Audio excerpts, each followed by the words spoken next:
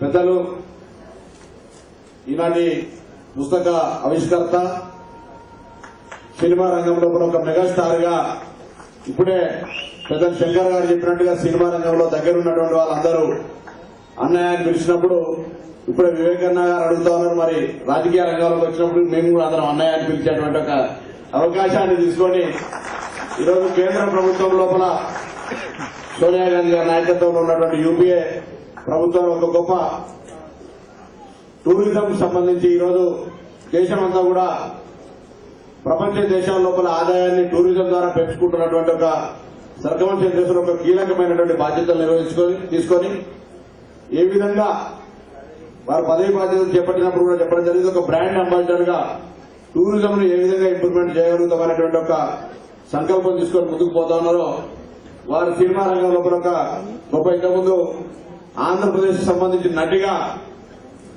Dream girl గా ఉండబడేటువంటి జయప్రద గారైతే మరి వీరు వారిని ఏమంటారు మరి ఒక మెగాస్టార్ గా ఉండేటటువంటి అందరి మనసులో ఎప్పుడు కూడా ఉండబడేటువంటి డ్రీమ్ బాయ్ ఉండబడేటువంటి వారిగా వారి సందర్భంగా హృదయపూర్వకంగా మాట్లాడాల్సిందిగా కోరుతా ఉన్నాను.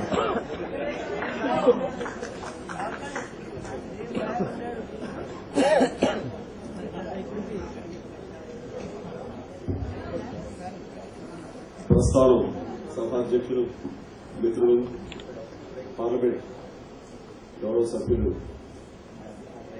సోదరుడు పొన్నం ప్రభాకర్ గారికి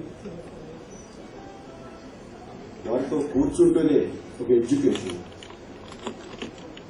అనర్గళంగా అటు ఆంగ్లేయంలో కానివ్వండి, తెలుగులో కానివ్వండి, అందులో నిష్ణాతులు ఆ యొక్క భాషల్ని కానివ్వండి వాటిలో ఉన్నటువంటి సారాంశాన్ని కాచి వడబోసినటువంటి వ్యక్తి, రాజకీయంగా అత్యంత సీనియారిటీ ఉన్నటువంటి వ్యక్తి, గురువు అనే కంటే రాజకీయంగా గురువు లాంటి పెద్దలు, కేంద్ర మంత్రివర్యులు శ్రీ జయపాల్ రెడ్డి గారికి,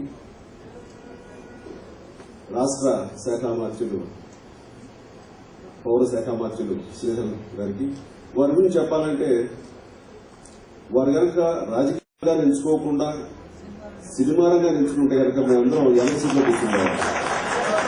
చాలా ఇలాంటి గ్లామర్ ఉన్న వ్యక్తులు ఎందుకో ఈ గ్లామర్ ఫీల్డ్ వైపు దృష్టి పెట్టకపోవడానికి మా అలాంటి వాళ్ళకి అవకాశం అది అదృష్టం రకంగా చాలా మంచి పని చేశారు. థ్యాంక్స్ శ్రీధర్ బాబు గారు. చూడలే థియేటర్ గారు మాకు ఎంత వెలిగిపోతుంది. నేను కూర్చుంటే గెలవలేకపోయేవాళ్ళు. మరొక మంత్రివర్యులు మిత్రులు పీతాన్ సచివాలయం గారికి, అలాగే ప్రభుత్వ విప్పు